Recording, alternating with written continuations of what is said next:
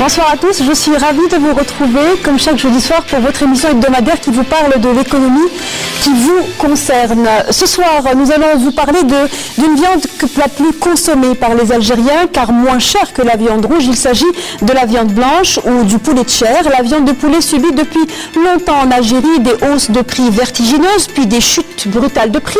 Ces deux paramètres impactent d'abord le consommateur mais aussi l'éleveur.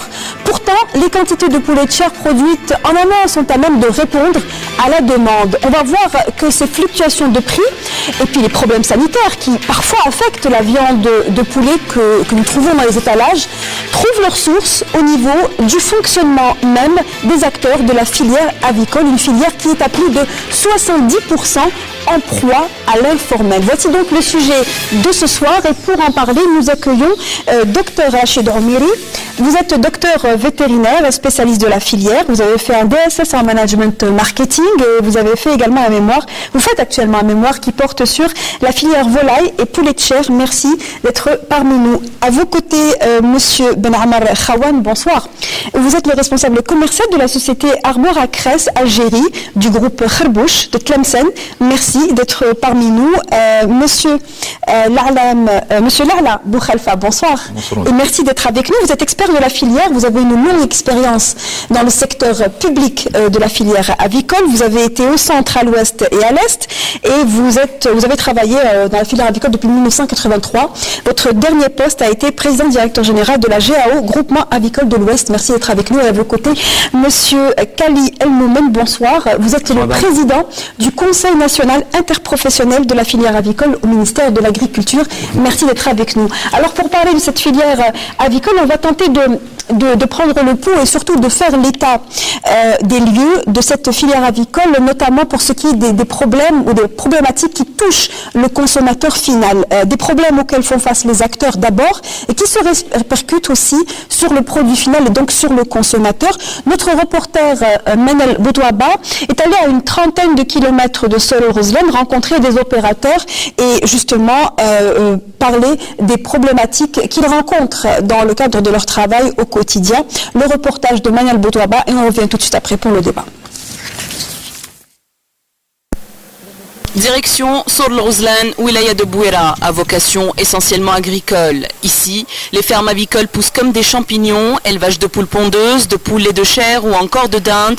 Beaucoup d'investisseurs ont décidé de se lancer dans l'aventure, encouragés par les mesures incitatives de l'État, telles que le crédit Tahaddi. Les fermes artisanales, appelées communément les serres, sont plus nombreuses et représenteraient selon les aviculteurs de la région plus de 70% des élevages ici. Dans ces fermes-là, aucune norme n'est respectée. Humidité, insalubrité, perte de l'aliment qui peut atteindre les 30%, maladies, mortalité importante des volailles sont le lot quotidien de ces petits éleveurs à la sauvette qui ne font d'ailleurs pas long feu et finissent par abandonner le métier. Manque de rentabilité et coût de revient élevé obligent. D'autres tentent tant bien que mal de s'accrocher et optent pour la modernisation de leur ferme. Pour les aviculteurs, les contraintes sont nombreuses. La filière est en danger. Selon M. Habbas, aviculteur depuis près de 30 ans, exercer ce métier tient du parcours du combattant. Trop de variables entrent en jeu. On peut générer du profit très vite et traverser de longues périodes de vaches maigres au gré des saisons, de l'abondance ou non des intrants ou encore des maladies qui touchent la volaille, ce qui explique, selon lui, les variations des prix du poulet de chair et des œufs une fois arrivés au consommateur. Dans son exploitation de près de 82 000 poules pondeuses qui emploie 20 ouvriers, ce passionné n'a pas lésiné sur les moyens.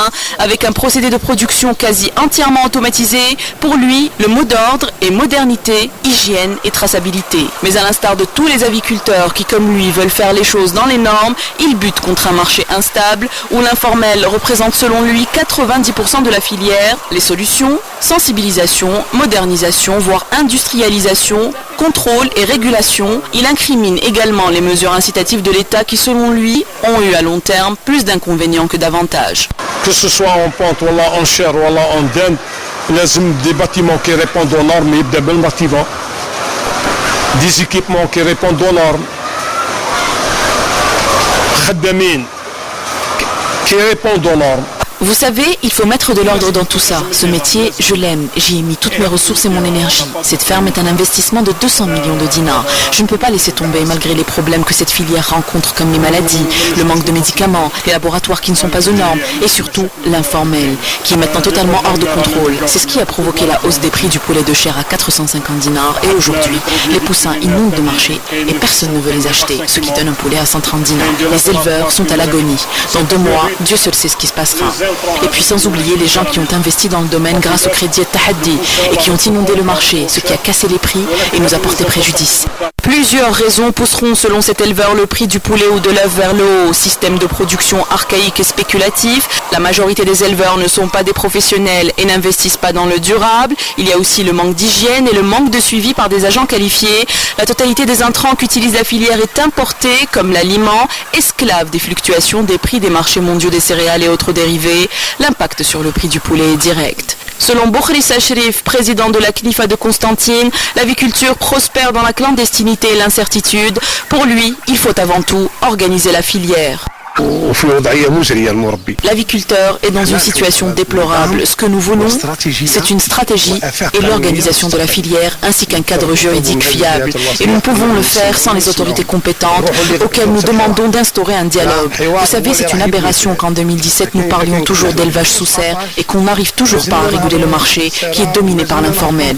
Nous avons soulevé le problème devant le ministère de l'Agriculture il y a 2 ans, mais aucune mesure concrète et durable n'a été prise.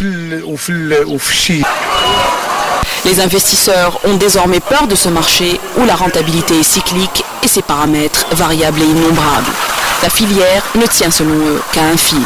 Devant une situation décrite comme catastrophique, les aviculteurs poussent la sonnette d'alarme en attente de solutions concrètes. Alors on a vu, le reporter a évidemment fait le tour de la question en évoquant l'ensemble des problématiques que rencontrent les éleveurs et la filière avicole de manière générale. Avant d'aborder ces thématiques point par point, faisons d'abord un constat si vous le permettez. Est-ce qu'on peut dire aujourd'hui que le marché algérien est suffisamment approvisionné en viande blanche et répond à ce qui est la consommation quotidienne par habitant pour les Algériens, bien entendu. Monsieur Boukhaifa. Merci madame. Tout d'abord, je voulais faire un aperçu sur cette filière. C'est une filière stratégique qui contribue énormément dans la satisfaction des besoins des citoyens pour plusieurs raisons. La première raison, c'est son prix de vente qui n'excède rarement les 30% des autres viandes. Et en plus des avantages qu'elle offre, cette viande blanche en matière de santé. Effectivement, cette filière a connu un essor considérable en matière de développement, surtout dans les années 80-90, où nous avons pratiquement atteint l'autosatisfaction de la demande. En 1989, on est arrivé jusqu'à 12 kilos par an par habitant en matière de viande blanche et 125 œufs par an par habitant. C'est très important. Malheureusement, actuellement, cette filière traverse une conjoncture très difficile qui cause des ennuis en même temps pour l'éleveur qui est obligé de céder parfois son produit à un prix nettement au-dessous du coût de production. Il sera découragé, il abandonne l'activité. Qui donc le met à mal son activité finalement. Cet éleveur qui quitte l'activité provoque un creux en matière de disponibilité du poulet. Et c'est la flambée des prix. Maintenant, c'est le consommateur qui est victime. La régulation, c'est une nécessité. Elle est à notre portée. On peut l'expliquer lors de cette émission. C'est un calcul mathématique, c'est très simple. C'est l'affaire qui relève pratiquement de ressort de 4 ou 5 personnes qui doivent se rencontrer et proposer une solution définitive pour la perturbation du marché qui menace en même temps l'éleveur et le consommateur. Alors justement, on va revenir dans quelques instants sur les solutions techniques qui, comme vous le dites, peuvent être simples, sous peu qu'elles soient appliquées et de manière consensuelle entre les différents acteurs. Monsieur Kali, est-ce que vous êtes d'accord pour dire qu'aujourd'hui, il y a des moments où la demande, l'offre plutôt, il y a des creux dans l'offre et donc il n'y a pas suffisamment d'offres à certains moments de la saison? Absolument, madame. Tout d'abord, je tiens à informer l'honorable assistance et les téléspectateurs que notre pays, l'Algérie, c'est parmi les rares pays du monde qui n'importe pas de viande blanche et d'autres consommations. Ça, le premier point. Par contre, notre filière, elle occupe une place très importante. Cette place dans l'économie agricole, elle couvre dans une grande partie du marché national les besoins en protéines. Alors, cette filière est en train de s'organiser. On parle beaucoup de la filière agricole d'Algérie, mais elle est en train de s'organiser en même temps que les autres filières. Mais pour atteindre cet objectif de l'organisation, de la modernisation du développement, les acteurs des différents segments doivent se spécialiser. Pourquoi ? Il faudrait que ces segments se spécialisent. Parce qu'il y a plusieurs intervenants là-dedans. Il y a les intervenants qui préparent le poulet, à partir du fabricant d'aliments, à partir du couvoir qui nous prépare le poussin, à partir de l'éleveur qui nous prépare le poulet, aux abattoirs pour les différentes transformations, au stockage, au cirpalac et la distribution des produits finis au marché, aux consommateurs avec des prix raisonnables. Mais en même temps, il faudrait penser à l'éleveur. Il faudrait penser aux fabricants qui ont mis à la disposition du consommateur algérien un produit sain. Avant, on parlait de quantité. Maintenant, non, on est exigeant. On parle de qualité. Alors, l'éleveur algérien est en train de mettre sur le marché national un produit de qualité, bien sûr en quantité et avec des prix raisonnables. Mais comment ? Je vais poser la question dans ce cas-là autrement. Aujourd'hui, si les prix fluctuent, c'est-à-dire qu'ils sont en dents de scie, si l'on devait estimer cela en l'espace de 12 mois, les prix sont en dents de scie. Est-ce que c'est lié aux quantités ou d'autres paramètres ? Absolument. L'offre influe sur le prix. Lorsqu'on a l'offre, c'est-à-dire on a une surproduction. C'est vrai, le consommateur il est en train de consommer, comme a dit M. l'expert, entre 12 et 16 kg. C'est peu. Si on fait nos calculs, on est toujours en déficit. Notre secteur, notre filière cherche d'investissement davantage. Mais madame, si l'offre augmente, automatiquement, le consommateur, avec entre 120 dinars et 250 dinars, la différence de 130 dinars, c'est l'intermédiaire. L'éleveur produit son produit, il le met au marché à raison de 120 dinars.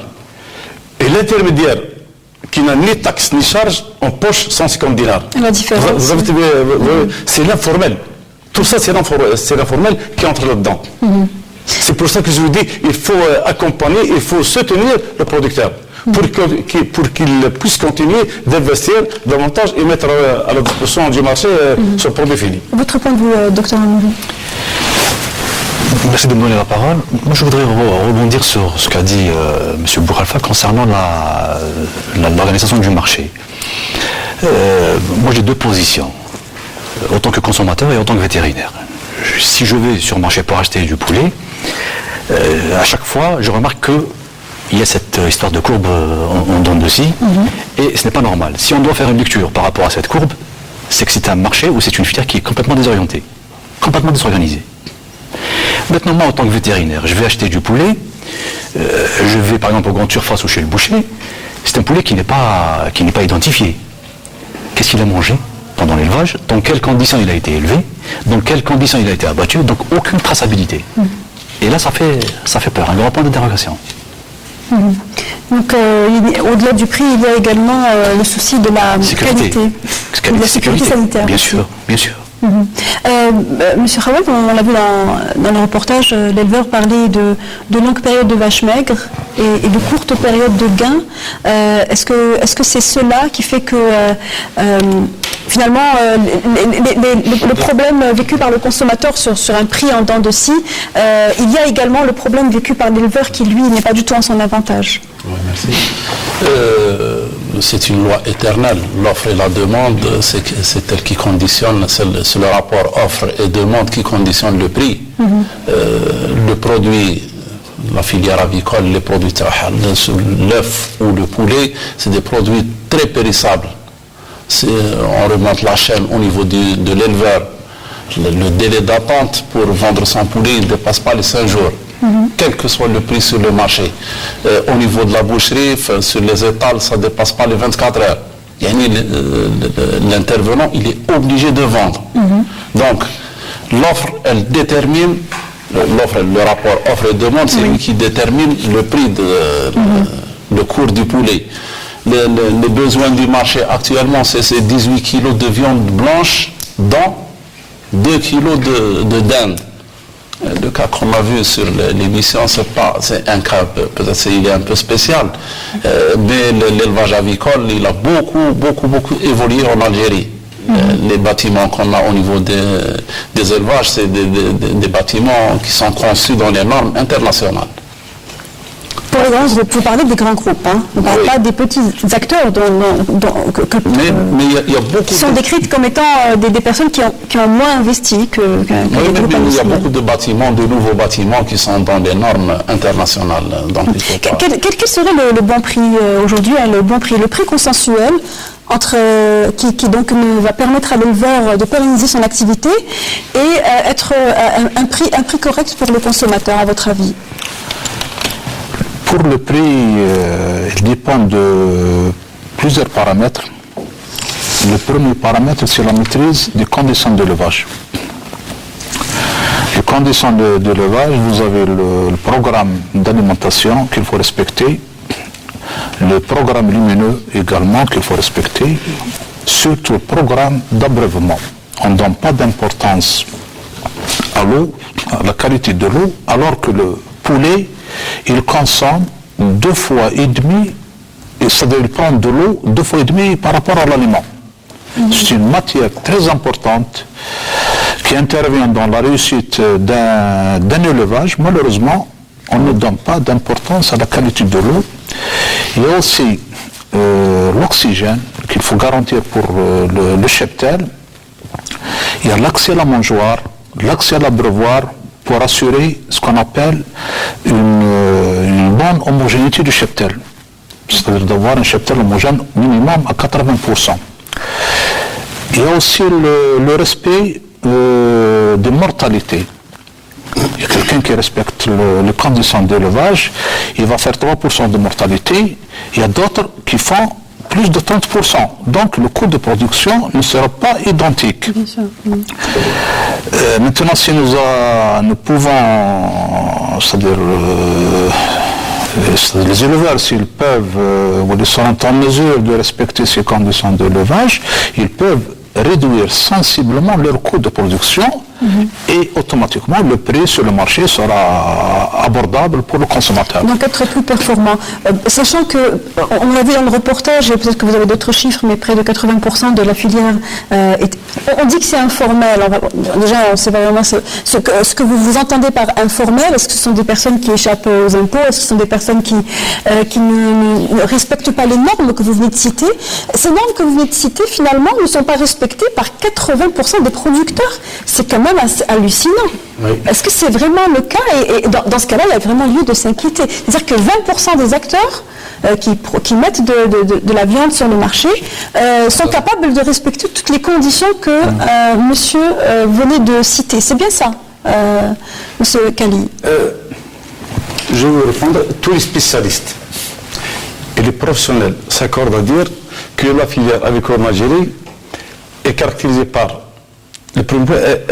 une place très importante de l'informel, surtout au niveau segment cher.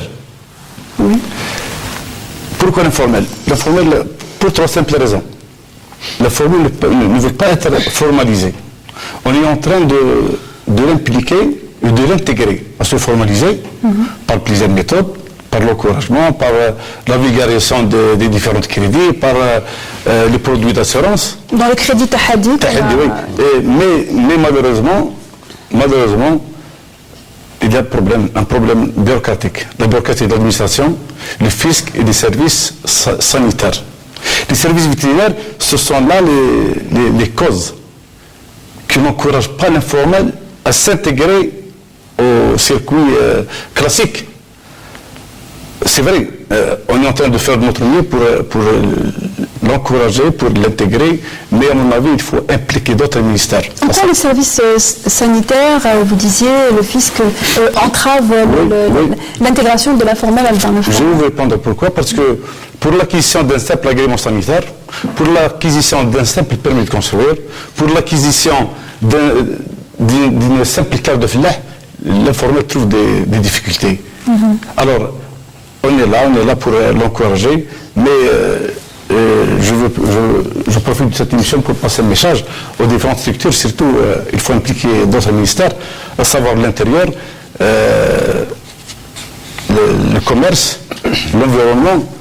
Tous ces ministères doivent travailler de telle sorte à ce que encourager l'informel. Surtout du point de vue de la bureaucratie de l'administration. Ils trouvent trop de difficultés pour s'acquérir surtout pour le permis de construire. Vous vous rendez compte, pour avoir un permis de construire d'un bâtiment d'élevage de 40 mètres de long sur 12 mètres de large, on demande des indices de calcul du génie civil d'un bâtiment de 4 ou 5 étages pour un bâtiment d'élevage de 2,5 mètres de hauteur. Ce sont là les problèmes qui n'encouragent pas l'informel à s'intégrer au circuit classique. Et il n'y a pas de mesures qui facilitent, ce sont des mesures qui plus... mais il est question aussi de normes. Les normes ne sont-elles pas nécessaires aussi pour assurer une qualité... Il faut que le travail se fasse dans les normes, sinon les résultats ne sont pas satisfaisants. Pour un petit peu encore éclairer cette histoire de formel et d'informel, le côté formel, vous avez les offices de l'État, enfin maintenant ils sont autonomes, et qui répondent au marché à hauteur de peut-être 10 ou 15%, je ne sais pas si vous êtes d'accord. Ensuite viennent quelques privés qui sont aussi dans le formel. Les offices actuellement autonomes disposent de grandes capacités de production en termes de port, de stockage, de repro, de poulet de chair, d'abattage, etc. Donc avec toutes ces structures ne peuvent répondre qu'à hauteur de 10 à 15%. Plus quelques privés qui ne dépassent pas les 5%, et peut-être que 5% c'est beaucoup, donc ça fait à peu près 15-20%. Les 80% que vous venez de citer, c'est ce qui explique l'informel. C'est quoi l'informel? Pour qu'un éleveur puisse mettre en place une bande, il y a toute une procédure. Il ne peut pas mettre en place comme ça. Il faudrait faudrait qu'il prouve qu'il est un éleveur d'abord, et puis il faudrait qu'il a un bâtiment. Ensuite, il faudrait qu'on lui donne un agrément. Ensuite, il faut un certificat de désinfection, il ne peut pas travailler comme ça, parce qu'il y a aussi le côté sanitaire les barrières sanitaires qu'il faut respecter. Ensuite, il y a le poussin, parce que... Tout cela, évidemment, demande des financements, si on devait décoder ça. Ou bien, est-ce que c'est le process qui est complexe, qui refroidit les éleveurs à... Moi, je pense que sur le côté sanitaire, on est obligé de faire comme ça, parce que c'est ça la traçabilité. Quand cet éleveur va dans une unité d'abattage pour abattre son poulet qui est prêt, s'il peut prouver qu'il a l'agrément et qu'il a fait la désinfection, il a le certificat, et qu'il y a aussi le certificat d'orientation à l'abattage, il a aussi des preuves comme quoi il a acheté l'aliment de tel ou tel producteur, il y a quand même une certaine traçabilité. Tout ça ne se fait pas. On a vu tout à l'heure des bâtiments sous forme de serre. Là, c'est un grand danger. Ça, sur le plan sanitaire, c'est des bâtiments qu'on ne peut pas désinfecter de manière correcte. Dans le cas d'une maladie, dans le cas d'un virus, par exemple. Ça a été le cas il n'y a pas longtemps. C'est un réservoir de germes extraordinaire. Mais les bâtiments normes, c'est pour ça que je vous avais dit normes, donc là je vous rejoins par rapport aux normes, il faut travailler dans les normes, il faut des bâtiments qui sont en dur, isolés, avec l'équipement spécifique, etc. Il faut aussi comprendre finalement que si les normes et si la rigueur doit être appliquée, énormément d'acteurs vont disparaître du marché. Ça serait un déséquilibre total, une catastrophe pour la filière. On est d'accord, M. Khawan? Je reviens au problème de prix. Généralement, on s'intéresse au prix du poulet, mais la filière elle est plus complexe que ça, très complexe même. Le poulet, à l'origine, c'était un poussin. Le prix de revient du poussin, durant l'année, il passe de 10 dinars à 100 dinars. C'est un zéro en plus, de 10 dinars à 100 dinars. Le prix de revient du poulet, donc il passe de 120 dinars à 150 dinars à peu près. Donc le poulet abattu sur étal, il peut atteindre les 270 dinars à 290 dinars. Donc la fourchette, elle est très large. Donc s'il y a une maîtrise, c'est les facteurs de production qui font défaut. Si à l'origine, on avait des effectifs stables, le poussin ne bougerait pas beaucoup. Si ce n'est pas les 10 dinars et 100 dinars, au moins le prix de revient, il est aux alentours de 40-45 dinars. Donc la couvert, s'il vend son poussin à 50 dinars, il s'en sort très très bien. À 45, il peut s'en sortir avec des performances moyennes. S'il fait des performances correctes au niveau de la repro et du couvoir, moins de 40 dinars, il coûtera le poussin. Donc un poussin de moins de 40 dinars avec un aliment, le prix généralement il est stable, il ne change pas beaucoup durant l'année, c'est la matière première qui fluctue, sinon il est stable. Donc le produit fini, il pourra être stable, mais la disponibilité qui fait le défaut, c'est les facteurs de production. Initialement, c'est la repro. Si on revient, c'est la repro qui fait le défaut. Et les facteurs de production, c'est ce qu'on appelle l'amont de la filière avicole, c'est bien ça. Et lorsqu'on parle de régulation, parce que ça fait des années que l'on parle de régulation, la régulation devrait intervenir à ce niveau-là, c'est bien ça, pour pouvoir ensuite maîtriser l'ensemble de la chaîne. Pour la régulation, il faut la voir sous trois aspects. Le premier aspect, c'est la régulation en amont. En amont, si on n'arrive pas à réguler l'amont, il y aura toujours cet déséquilibre du marché. Qu'est-ce que j'entends par l'amont? On a toutes les potentialités et les moyens de répondre à nos besoins et même de dégager des excédents qu'on peut orienter vers l'exportation. L'Algérie fait partie du rare pays qui dispose de grands parentaux. C'est une fierté pour l'Algérie. On a deux centres de grands parentaux. Il y a la Souche Arborakres au niveau de Tlemcen et vous avez l'Aïbar au niveau de Ain Oussara. Alors qu'est-ce que vous entendez par grands parentaux? Grands parentaux, qui m'ont dit l'Ajdad. C'est-à-dire vous avez les grands parentaux qui vont vous donner la parentale et la parentale qui va donner un œuf à couver qu'on met en incubation pour obtenir le poussin qui sera destiné pour l'élevage. Par la suite, il est orienté vers un abattoir, il devient une viande blanche. Donc c'est une chaîne de production. Et donc le potentiel en grands parentaux, donc en amont, est important en Algérie. C'est très important, c'est un élément déterminant. Si on n'arrivera pas à gérer les grands parentaux, je ne pense pas qu'on peut asseoir une stratégie de régulation. Je m'explique. Les grands parentaux, on a fait du calcul, l'Algérie n'a besoin que pratiquement de 120 000 sujets. C'est minime. Les 120 000 sujets vont donner la parentale. La parentale, c'est ce qu'on appelle la reproductrice. Et la reproductrice, l'étude que j'ai faite personnellement, le marché algérien peut être satisfait largement avec 4 millions jusqu'à 5 millions de repos. Puisqu'une reproductrice peut donner un certain nombre d'œufs à couver, par la suite c'est des poussins qui seront mis en élevage, ça devient des poulets, le poulet sera orienté vers un abattoir, après l'éviscération, il devient de viande blanche, donc une reproductrice donne pratiquement 145 kg de viande durant le cycle. Connaissant les besoins de l'Algérie, c'est très simple. J'ai pris comme norme une moyenne de 15 kilos par an par habitant, et c'est une multiplication, c'est par 40 millions, ça va nous donner 650 000 tonnes de viande blanche. Pour connaître le nombre de repros qu'il faut mettre sur le marché, c'est une division. Étant donné qu'une repro donne en moyenne 145 kg, donc il faut diviser les 650 000 tonnes, qu'on va reconvertir effectivement en kilogrammes, par les 145, ça va nous donner une moyenne de 4 200 000 repros. Avec ce niveau-là, ça peut être majoré de 20%, c'est-à-dire plus au moins 20%, il n'y a pas de problème. Mais ça répondra aux besoins oui, mais par ça habitant répondra largement aux besoins de l'Algérie. Maintenant, le problème que nous rencontrons actuellement, le poulet est viscéré, il y a 200 dinars. Le vif, il est entre 120 et 130 dinars. Pourquoi? Il y a plus de 8 millions de repros sur le marché. Donc, pratiquement le double des besoins donc il y a du une marché. surabondance. Une surabondance. Les conséquences, c'est quoi?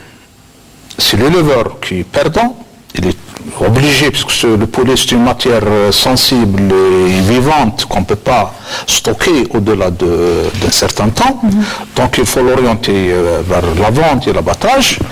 L'éleveur, il est contraint de céder son poulet au cours du marché. C'est imposé.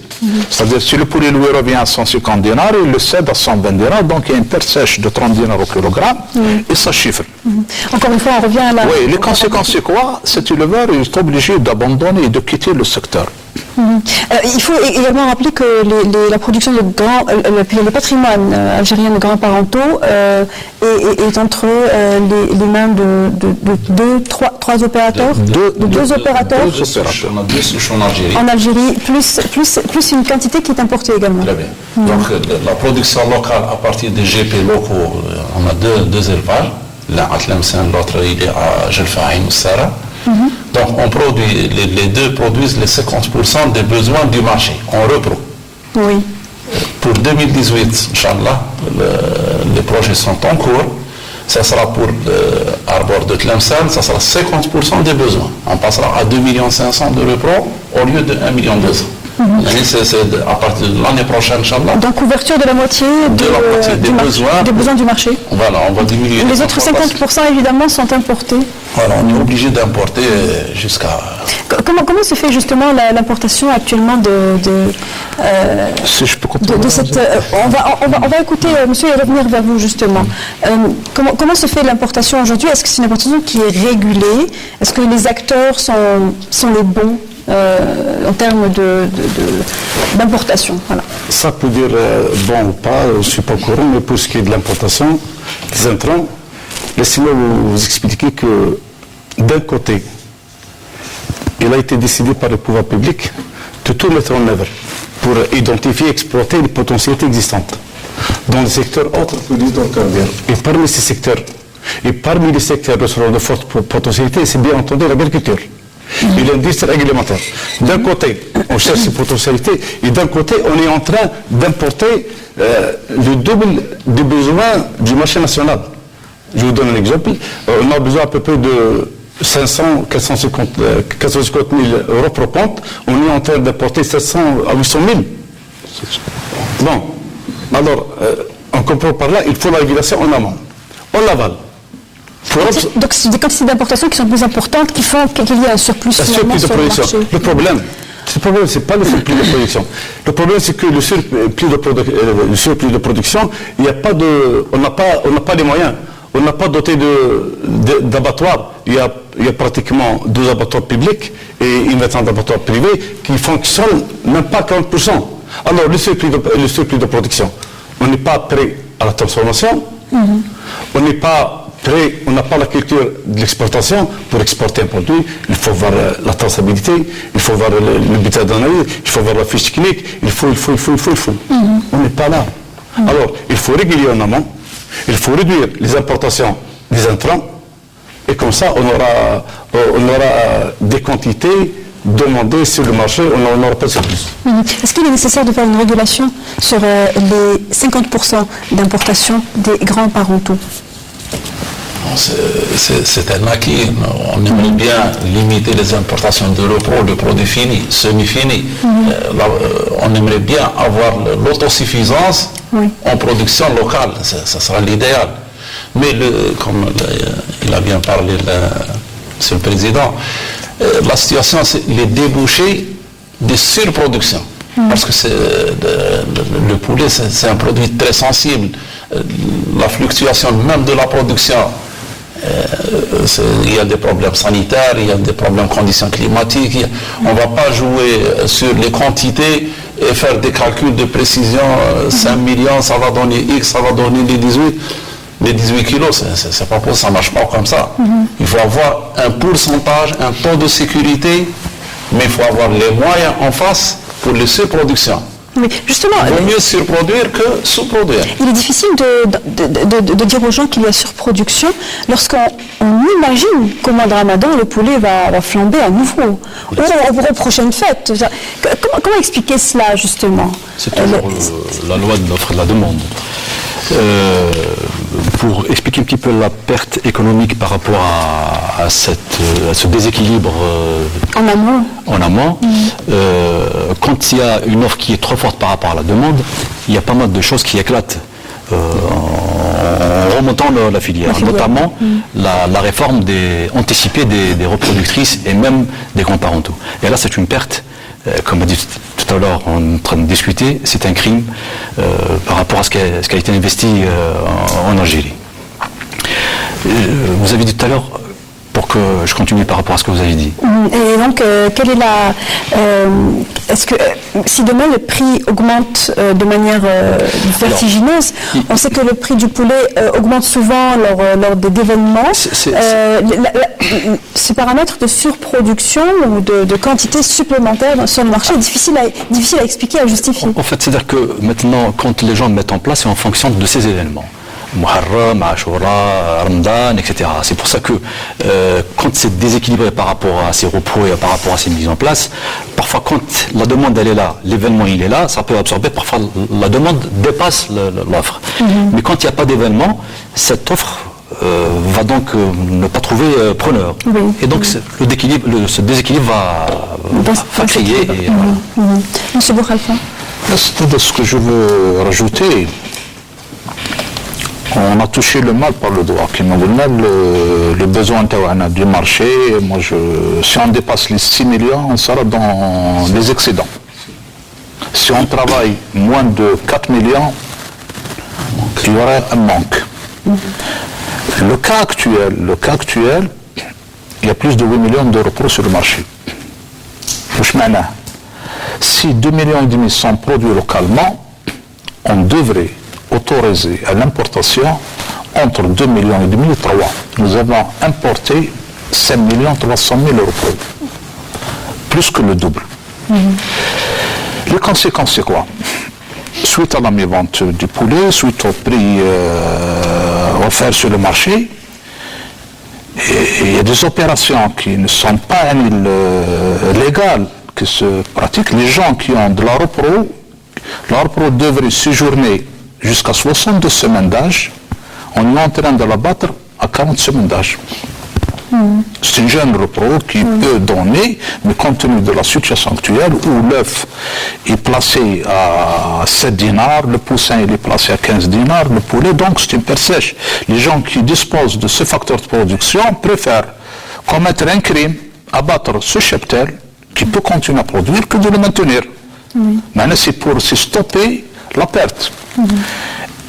C'est dû au nombre de repros mis sur le marché.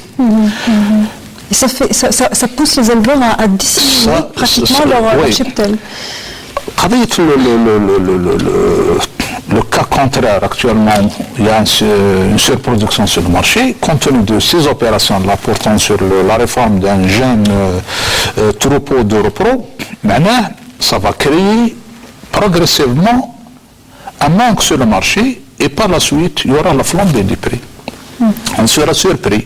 Et certainement, le poulet, durant ce mois de carême, sera à un prix très chaud qui dépassera la bourse du consommateur.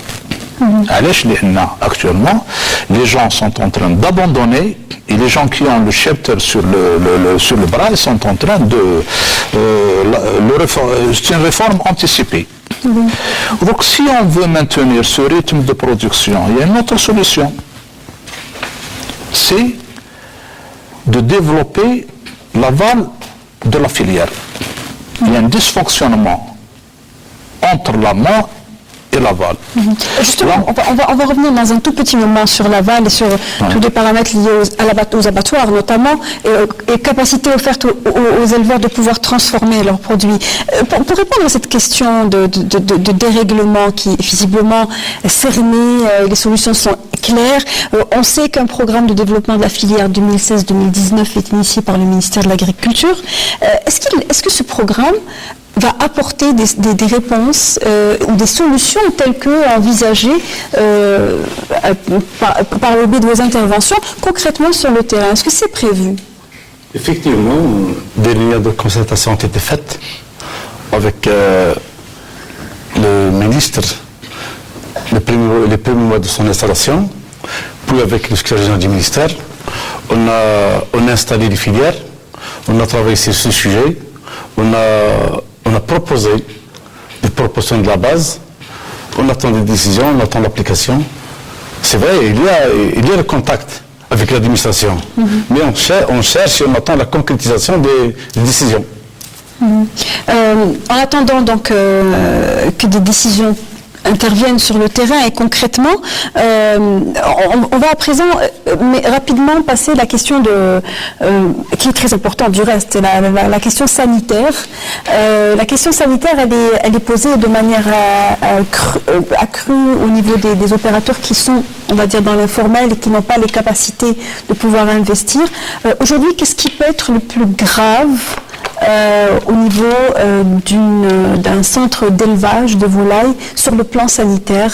Et je pense que les gens ont besoin de savoir, et peut-être peuvent-ils aussi prendre des dispositions, peut-être avoir des méthodes de contrôle, que les gens puissent contrôler eux-mêmes et avoir des réflexes pour ne pas s'empoisonner finalement. Docteur Omiri. Alors, je donnerai l'exemple de l'histoire du mouton de l'Aïd de la dernière fois.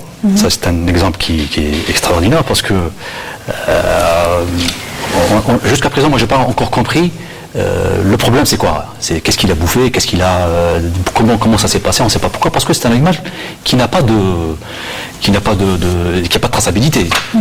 Alors, pour remettre les téléspectateurs et éventuellement ceux qui sont issus de la diaspora, qui ne sont pas en Algérie, rapidement l'histoire de ce mouton de l'Aïd qui donc était malade, c'est ça, et qui a donc... Oui, après l'avoir abattu, ça, peut-être le lendemain, la carcasse a complètement changé d'aspect et donc qui n'était pas, qu'on ne pouvait pas manger, quoi. Donc elle est devenue toute rouge foncée, peut-être jusqu'au bleu. Donc c'est une sorte comment on appelle ça, une putréfaction avancée, trop rapide. C'est pas normal. On peut laisser une carcasse à l'air libre pendant un certain temps, mais pas du jour au lendemain, pas au bout de 12 heures. Et on ne sait toujours pas ce qu'avait ce mouton finalement, quelle affection, quel type de pathologie il pouvait avoir. On ne sait pas. Et je ne pense pas qu'ils vont. Je ne sais pas. À mon avis, parce qu'il va falloir remonter le cycle que le mouton a suivi. Qu'est-ce qu'il a mangé, chez qui il a été, analyser l'aliment. Est-ce que tous ces éléments existent pour pouvoir dire voilà de quoi il s'agit? Non. Donc toujours on revient au problème de la traçabilité. Donc exactement la même chose. Le poulet, s'il y a 80% d'informels, ça veut dire que tout le monde travaille donc le poulet qu'on achète, c'est un poulet qui est aveugle si on veut. Donc on ne le connaît pas. Et comment donc on va si une solution vient à être proposée, on ne va pas du jour au lendemain appliquer des méthodes répressives, non, parce que c'est quand même 80% de la disponibilité du poulet sur le marché. Donc il faut aller tout doucement et progressivement pour pouvoir, comme dit tout à l'heure le collègue, passer de l'informel au formel.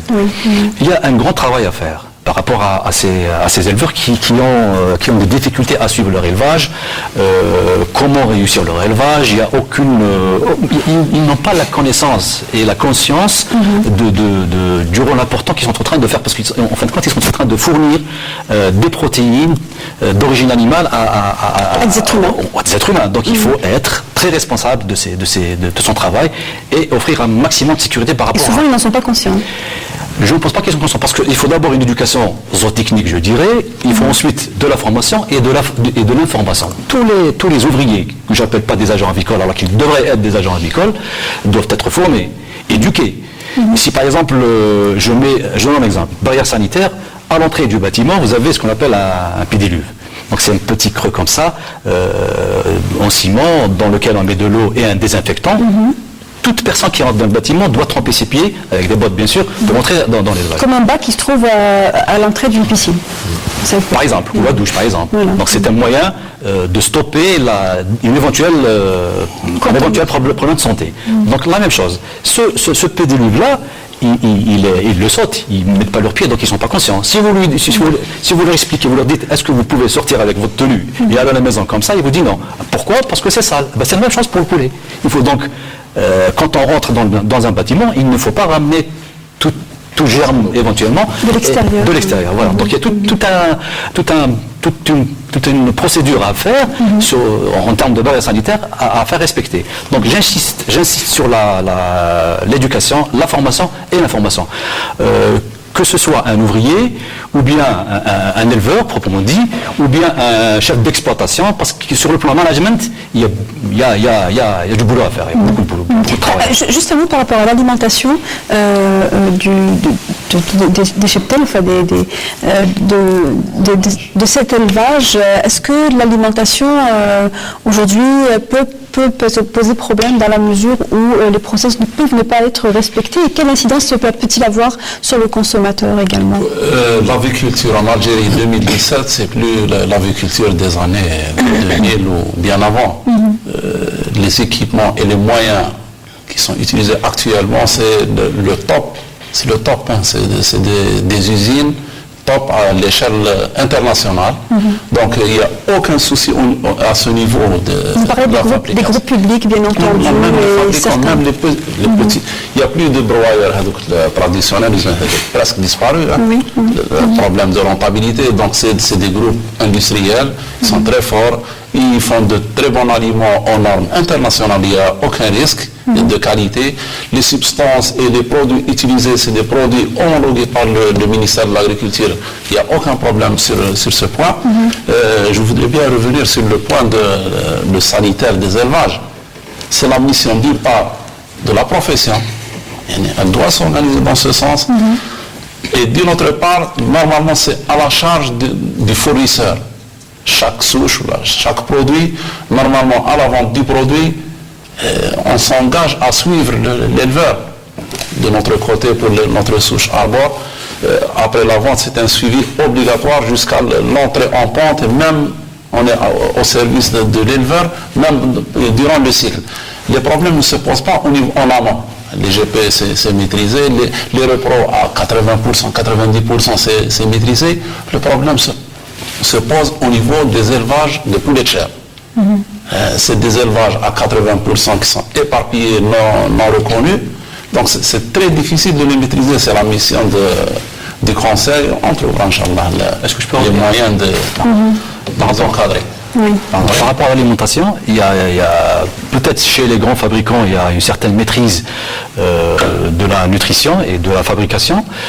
Mais il ne faut pas oublier que dans l'alimentation, il y a ce que j'ai dit tout à l'heure, des produits actifs, des produits chimiques tels que les anticoccidiens. Donc là, possible qu'il y ait un problème par rapport à l'efficacité de ces anticoccidiens, où il faut faire une rotation. Il ne faut pas rester toujours sur le même produit, parce que le parasite peut développer des résistances. Donc, vous parlez de produits chimiques ou de médicaments? De médicaments. Dire ces choses simplement. Voilà, de médicaments, c'est des anticoccidiens, c'est des antiparasitaires qu'on incorpore dans l'aliment pour prévenir certaines maladies. Et là, il faudrait faire des rotations. Il ne faut pas être tout le temps sur le même anticoccidien. Je ne sais pas si ça se fait ou... Oui, c'est automatique, c'est des trucs qui sont maîtrisés à 100%. Alors, il nous reste encore 2 minutes pour évoquer la question de l'aval, c'est-à-dire la dernière étape, c'est-à-dire l'abattoir. On sait, évidemment, c'est un cliché, hein, mais en Algérie, il y a des sinistres endroits en public où l'on abat la volaille dans la rue. Et les gens qui le font sont fiers d'eux, en plus, parce qu'ils considèrent que c'est pratique. Voilà, les gens le voient. Voilà, vous pouvez voir, on les abat devant vous, tout est fait clean. Mais en fait, on est vraiment face à une situation assez grave. Aujourd'hui, quelles sont les solutions qui peuvent être apportées pour augmenter ne serait-ce que les niveaux d'abattage ou les endroits où abattre les Ça, c'est-à-dire si maintenant, si on va maintenir l'amont à ce niveau-là, si on ne trouve pas de solution pour intervenir au niveau de l'amont, il faut qu'on développe davantage l'aval. Si je prends le créneau abattage, les abattoirs qui existent actuellement, soit publics ou privés, ne peuvent aller au-delà de 20% de la production nationale. Le reste transite par ce qu'on appelle les tueries. Donc c'est un abattage clandestin qui n'est pas contrôlé et qui peut mettre en risque la santé humaine. En plus des abattoirs, il y a un manque flagrant en tunnel de congélation. Le tunnel de congélation, c'est un moyen de congeler le poulet à moins 38 degrés pour le transférer au niveau d'une chambre moins 18. Il y a un manque de tunnel de congélation. Il y a un manque également de conditions de conditionnement et de l'emballage et surtout la transformation. La transformation, pratiquement, elle est inexistante. Elle existe au niveau de certains abattoirs, peut-être publics ou la Indballat, mais il y a un manque également flagrant en matière de la stratégie de transformation. Et si on veut s'inscrire, puisqu'on a cadré, c'est-à-dire qu'actuellement, les besoins sont situés entre 650 000, on peut produire jusqu'à 1 million de tonnes. On peut doubler la production actuelle. Mais il faut trouver des débouchés. Les débouchés, c'est la transformation, c'est le stockage et l'exportation. Si on parle de l'exportation, il y a un retard également en matière de ce qu'on appelle l'obtention du certificat qualité, le HACCP. Aucun fabricant ou le producteur ou l'abattoir en Algérie qui dispose de ce certificat-là. Et ça, c'est pour confirmer l'idée de M. Omiri, c'est la traçabilité. Si quelqu'un est certifié avec le HACCP, maintenant, il a respecté toutes les normes d'élevage et de production de l'amont jusqu'à l'aval. Le dernier mot est pour vous, M. El-Moumen Kali, par rapport à cette question de l'aval et des solutions que peut apporter le Conseil national de l'interprofessionnel avicole pour régler ne serait-ce que ce problème de tuerie en public. Madame, la régulation en aval ne peut se faire sauf sans l'investissement dans les abattoirs. Et l'investissement des abattoirs, c'est des nouveaux investissements. Il faut que l'État investisse. Il faut que l'État redémarre les abattoirs qui sont à l'arrêt. Les abattoirs qui fonctionnent à 40%. C'est la seule solution pour la régulation en aval. Combien d'abattoirs actuellement sont à l'arrêt? Je pense qu'il y a 12 publics et une vingtaine privés. Il faut porter, lorsqu'on parle abattoir, on parle froid. Abattoir, froid, tunnel de congélation et transformation. C'est ça la régulation en aval. C'est vrai, ça ne marche pas. Merci beaucoup. Merci d'avoir été parmi nous. Merci d'avoir fait le déplacement. Je rappelle que vous êtes venus de différents endroits, de Khishla, de Tlemcen et d'Oran. On a été ravis de vous recevoir. Je rappelle que nous avions avec nous ce soir Dr Rachid Omiri, docteur vétérinaire. Nous avions M.